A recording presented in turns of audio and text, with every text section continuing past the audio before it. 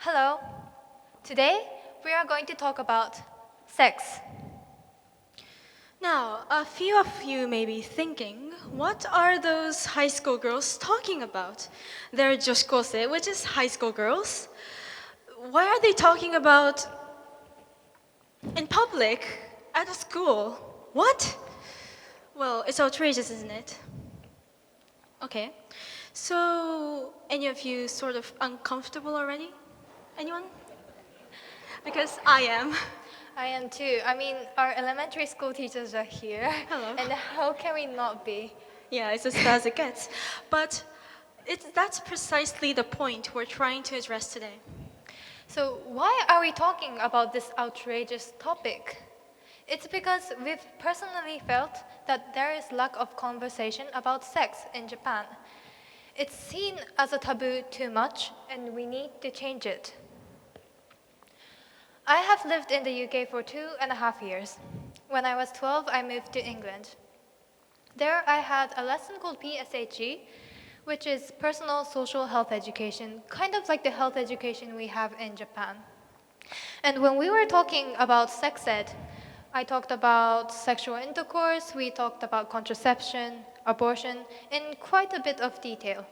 We also discussed about gender and sexuality. And then I came back to Japan. I was shocked. I was shocked by how little my friends knew about these important things.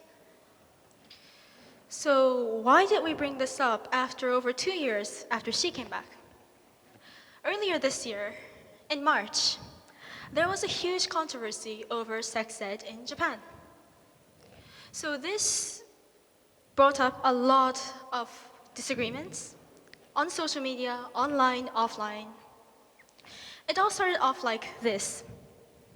One member in the Tokyo Metropolitan Council brought up a point that a recent class conducted in a nearby junior high school, which was about sex ed, was inappropriate.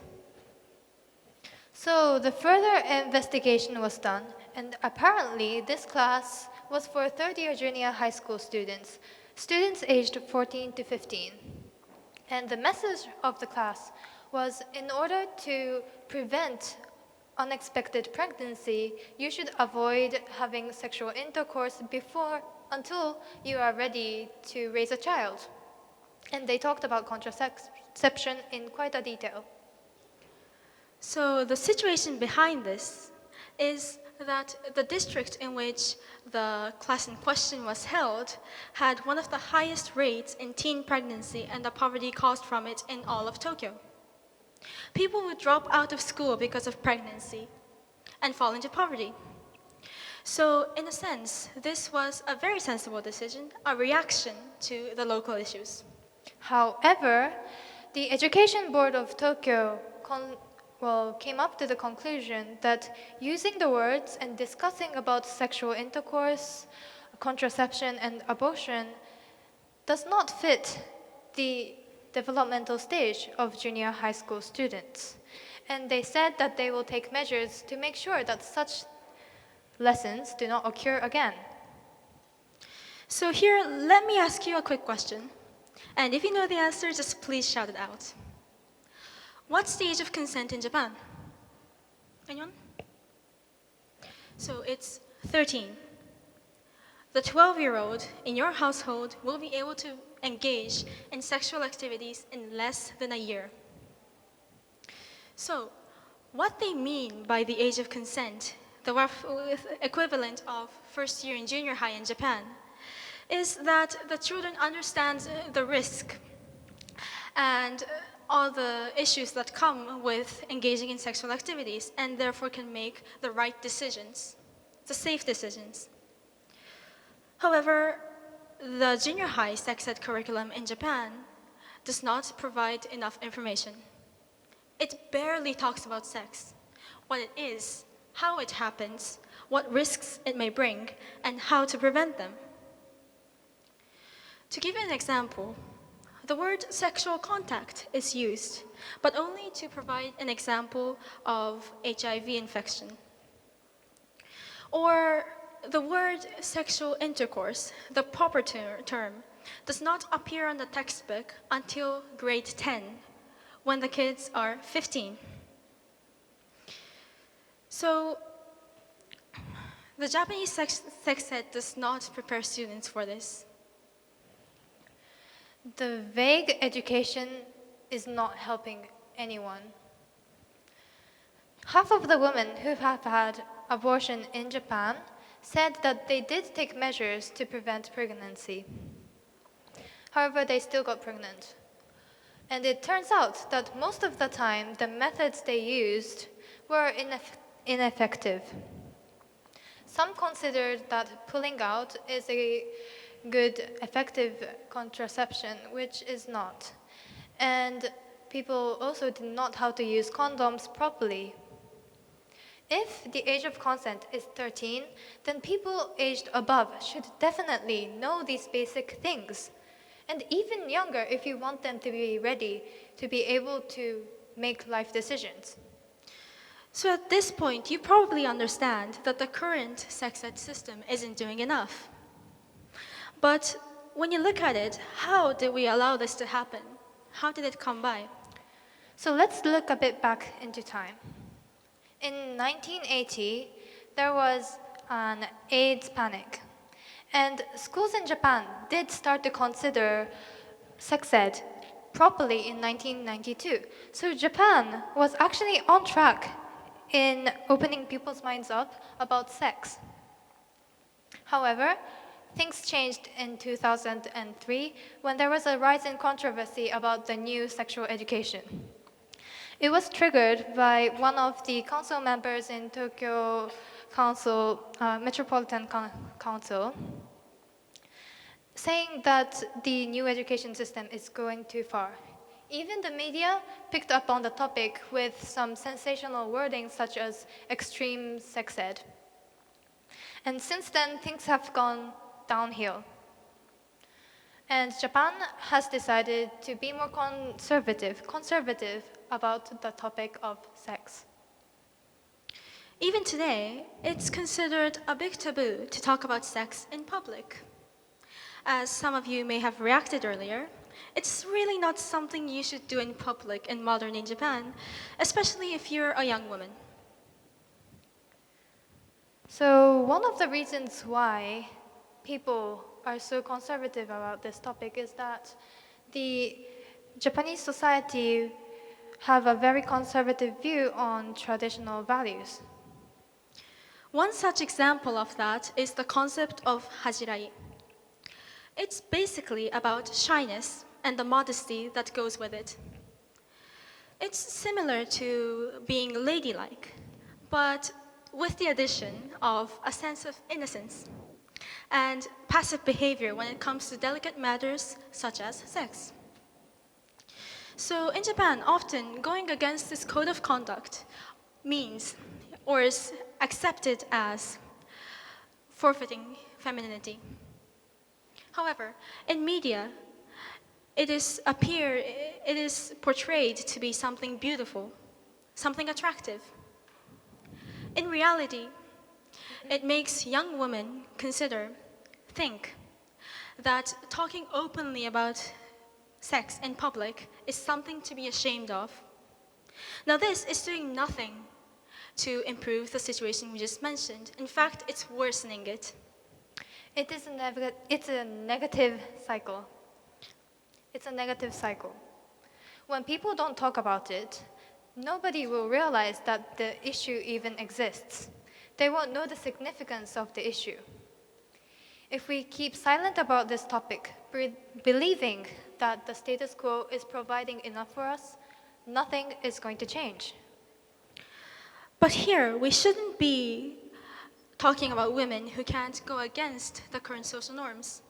Instead, we should think of why we are still holding on to this outdated mentality as a society. So now, where should we be looking to? UNESCO in 2009 has provided the international technical guidance on sexuality education. And what this aims is to provide children with the skills and the knowledge to learn about themselves before they engage in sexual activities. So one example of a country in which this is implemented is the Netherlands. Comprehensive sexual education in the Netherlands starts as early as the age of 4. So according to the Research Institute of Sexuality in the Netherlands, the purpose of this curriculum is to have an open, honest discussions about love and relationships. So when people start at age 4, they don't start feeding children with excessive sexual knowledge that they probably won't be able to handle. Instead, they make it age appropriate. They make it informative. For instance, when they're 4, they start with reading picture books about the feeling of love and how people should treat each other with love and care.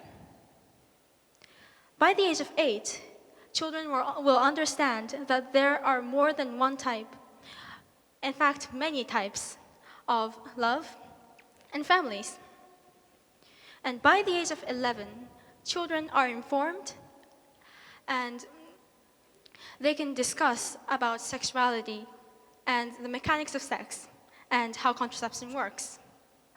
So the idea behind this whole education is that children have the rights to know about sex and gender.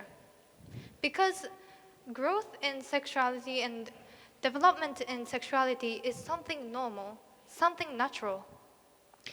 Now, this may face some backlash if it were brought into Japanese society. Some which were observed on the internet were things like, what if we feed children information and we produce tons of sex-driven teenagers who commit a lot of sex drives and bring the Japanese society into chaos and makes it shatter apart? Or syphilis strikes again, or what if your 12-year-old is suddenly discovered pregnant? The situation in the Netherlands proves this wrong. After they introduced the comprehensive sexuality education, the number of adolescents' fertility rate has halved, and only 6% of it is under 16. On the other hand, in Japan, where we put a clean veil over these topics of sex and gender, the fertility rate of people under 16 has increased by 20% over the last 15 years. Now you can probably see that a lot of the Japanese society problems that we face today could be resolved by treating it like they do in the Netherlands. And that is by having an education system which enables us to openly embrace and talk about sex. So what we want to say is that we don't need you to completely agree with our points of our views on sexual education. More like, what we need you to do is to start thinking about it, to start having conversations with your family, with your friends, with your colleagues. The world has embraced sex and gender. Japan shouldn't be arguing whether to put sexual intercourse in junior high school textbooks or not. We should be talking about something much, much bigger. We should be talking about love, about relationships, and about our identities. And to be able to do that, we, as a Japanese society, need to recognize that sex is not something that's dirty. It's nothing to be ashamed of, and it certainly isn't anything to be embarrassed of either. We just need each and every one of us to challenge our cultural norms, put that tradition aside for now, and speak up.